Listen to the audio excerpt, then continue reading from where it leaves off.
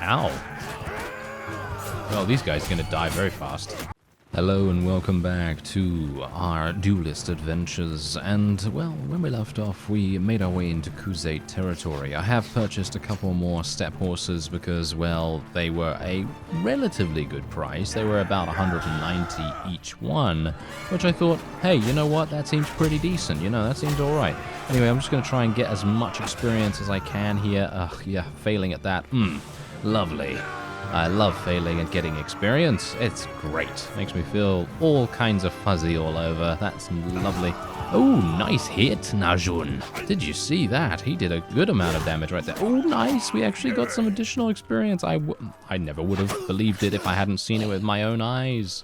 Ooh, very nice. Anyway, with those step horses in tow, I have now begun to make my way back to Aserai territory, and I'm going to be making a brief stopover in Empire territory before we do that.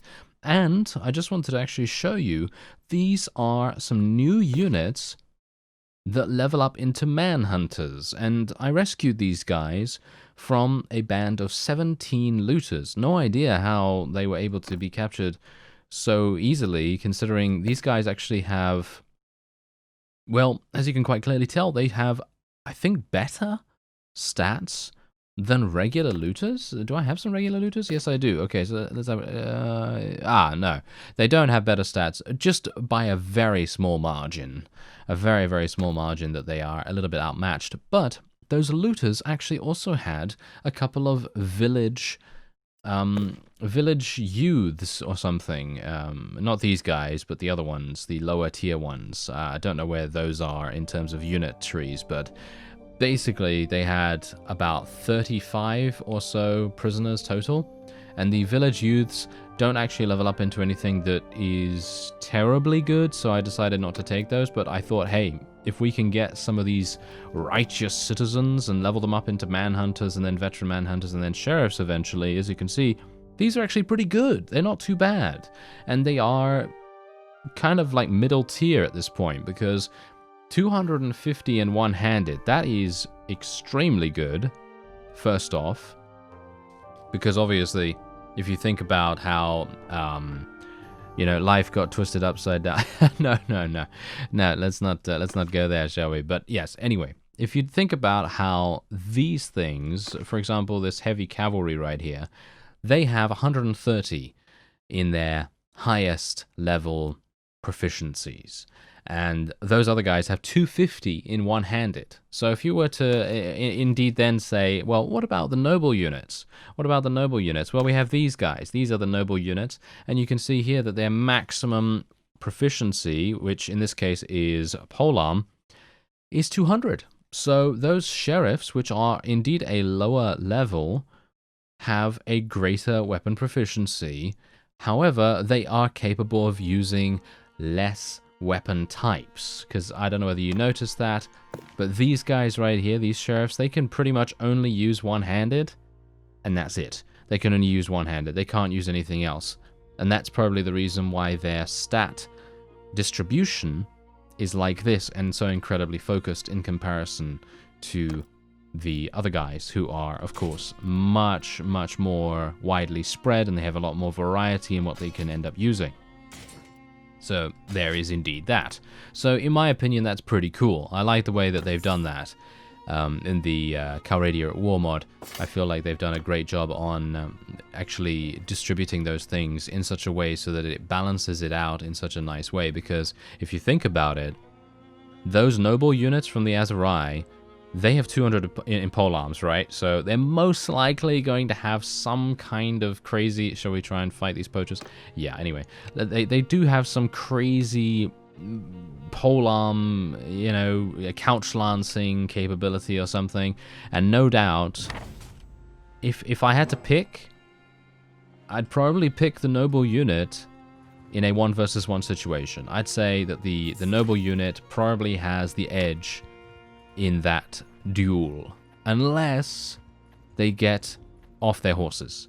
If they're on horses, then the noble unit is definitely going to achieve victory. Oh, they need grain. Oh, that's interesting. All right. 37. Oh, okay, sure. Apparently I just took it without even thinking. All right. Well, anyway, as I say, if they're doing it on horses and they're fighting each other one-on-one, the noble unit is more than likely going to achieve victory in that case, because let's face it, you know, 200 polearms versus 250 one-handed. One-handed, no matter, even if you had 1,000 one-handed weapon proficiency, a couch lance to the face is going to basically bid goodnight to whoever. Doesn't matter who you are, you're just going to take that in the face and then it's just going to be good night. But that's the point that I'm trying to make here. If they're off the horse and they're in a siege, if they're in a siege, then I would definitely take the sheriff over the noble. So there's a number of different possibilities to consider, and situations as well where you can try to utilize these forces a little bit more effectively. But anyway, we're currently up against these poachers. We got to be a bit careful here. Oh no, maybe not, maybe not.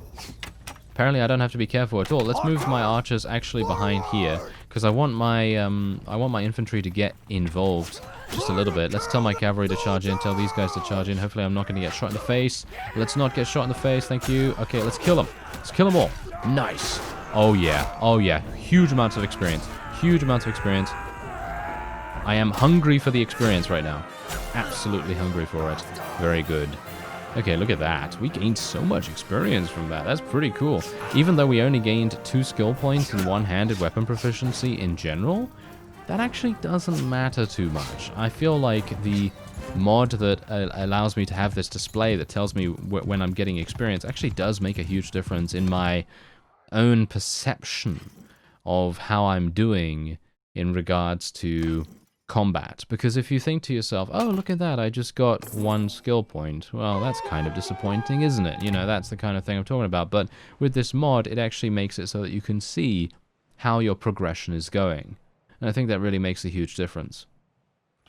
Alright, so I do need to get some grain. How much do I even have? Let me actually just do that. Let's go over here and have a look. Oh, I have 35. Of course, yes. Okay, so I need how much? 37.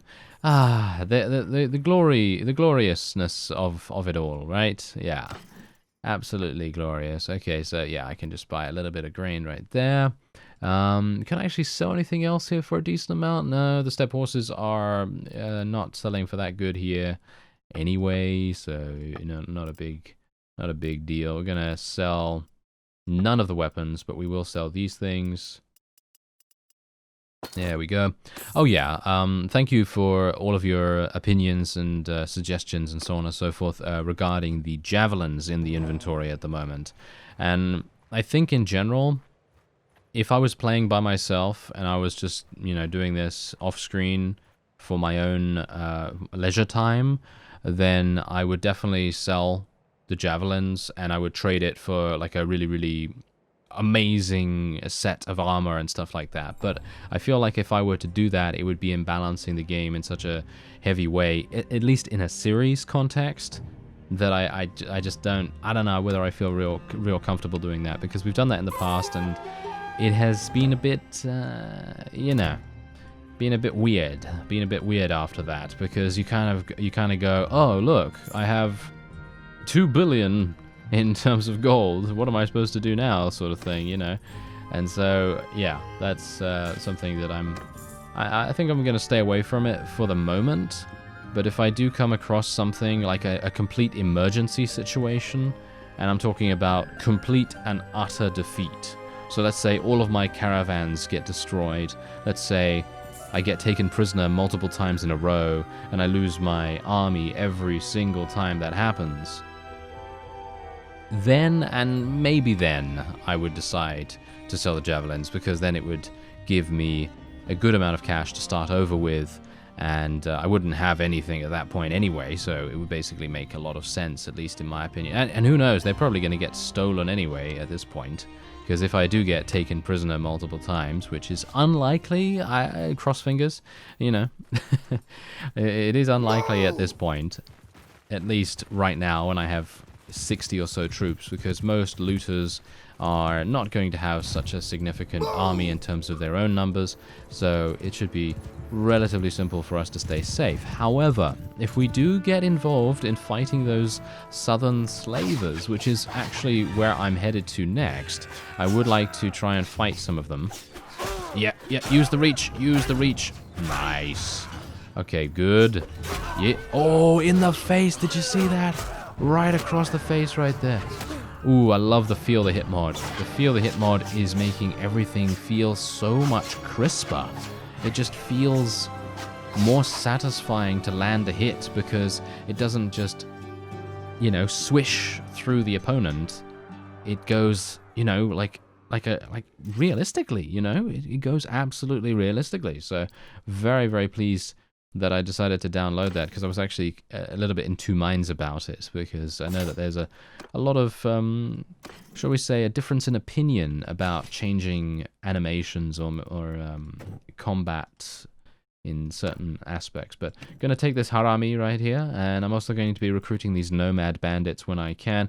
Don't know about the Bedouin Rovers, to be honest, because as far as I'm aware, they cannot level up unless I have Veterans Respect, and I obviously don't have that at the moment, and I don't really want to take a very precious troop spot away from someone that could potentially level up. So yeah, that's generally what I'm kind of doing right now. Anyway, I'm going to go over to Danustica because I'm very much hoping that I will be able to sell my step horses there, and if I can't, then that's absolutely fine, because it is actually giving me...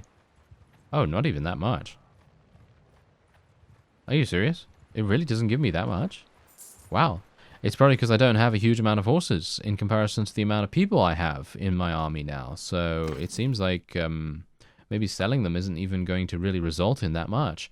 Alright, I guess I'll just sell a couple. Ugh. I kind of feel a bit iffy about the whole thing now. I'm not sure whether I should even bother. Oh well, never mind. I guess I will. For the moment. I mean, 4,000 is 4,000, right? I mean, that seems pretty decent to me. Now, about workshops, alright? We're going to be purchasing another workshop sometime soon, but I don't want to build it here, you see. This is a pretty bad place, at least in my opinion, to build a workshop, because this town always... and I mean always, gets taken by someone, whether that's the Crusade or whether that's the Empire or something along those lines. They tend to always get captured. So I'm going to try and stay away from that, at least for the moment. And otherwise, let's go on the search, shall we? Let's go. Why am I my wages 700? Oh, what? What? Wait a minute. Why is the caravan for Vanalind so incredibly expensive? Did she defeat someone in battle and then rescue a huge amount of highly expensive prisoners or something? Can I see that? Wait a minute. No, she hasn't. I mean, I can't tell what kind of... Oh, she's... No, I can tell what kind of units she's using. Yeah, these are not anything special. These are just the regular things that you're going to find in all caravans. That is actually very strange. Look, it says daily party wage of 229.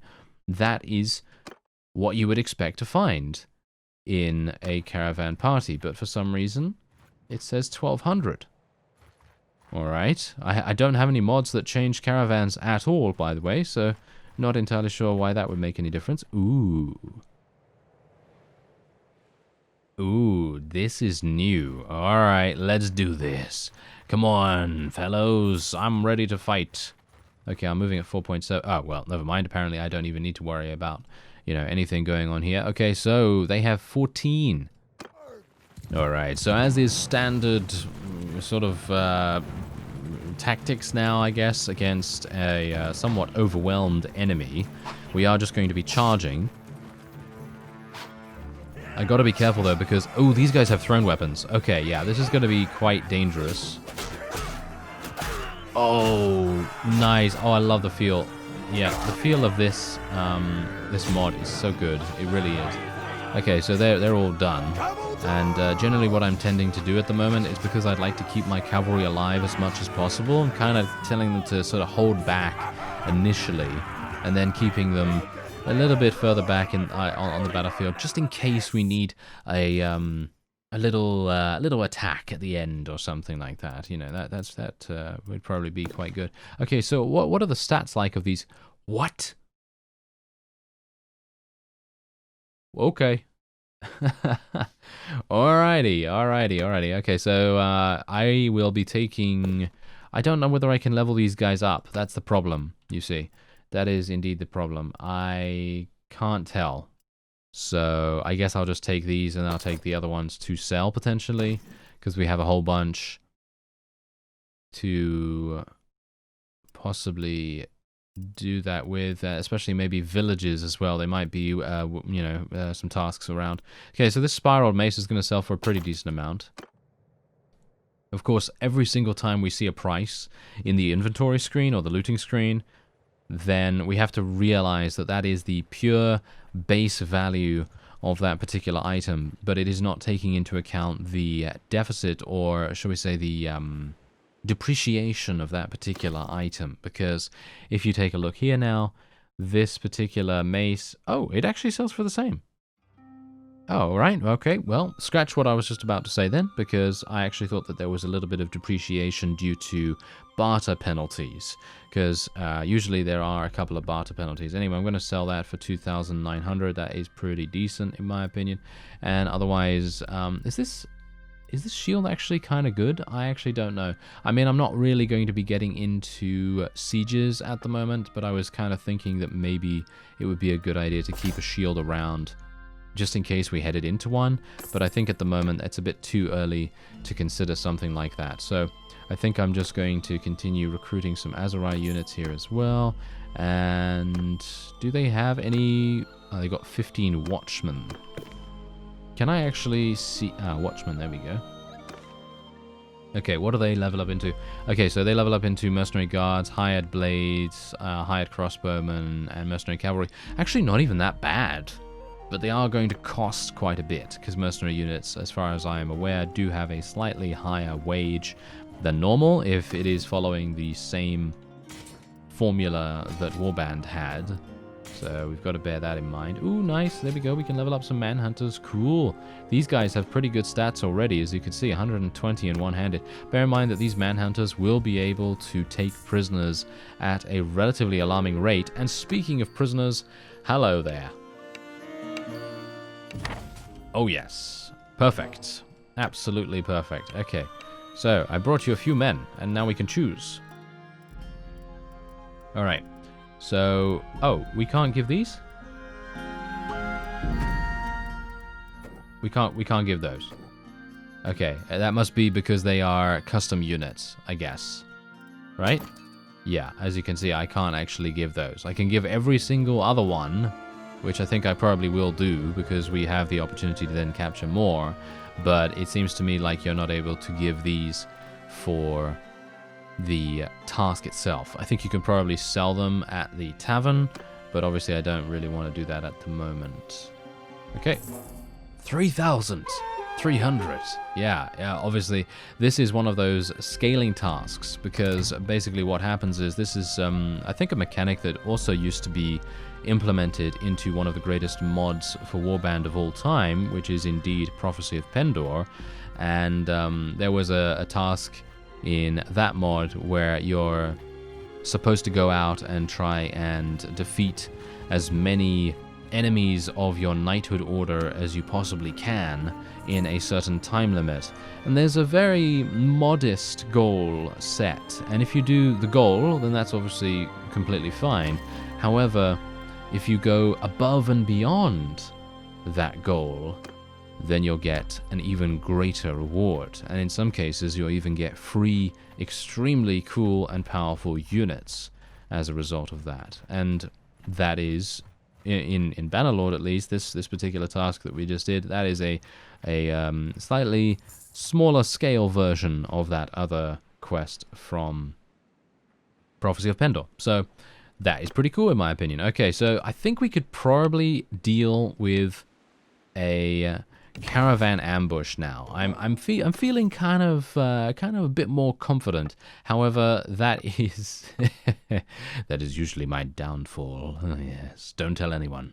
Yes, I think everyone already knows. Alright, so I'm going to just buy a couple of extra pieces of food as well, because I'd like to try and level up my smithing skill, my steward skill, a little bit at least, just a little bit. And I would like to maybe forge something, maybe like a two-handed or something like that, just to get my smithing skill a little bit up. Do I have enough?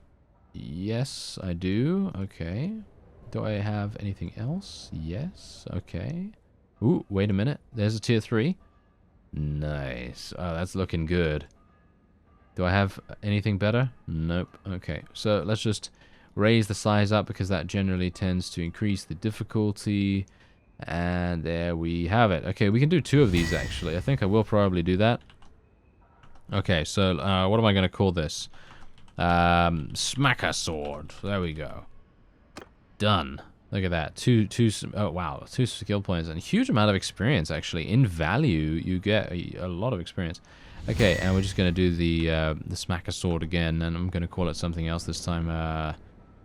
Thwacker. There we go. Thwacker sword. I'm very imaginative.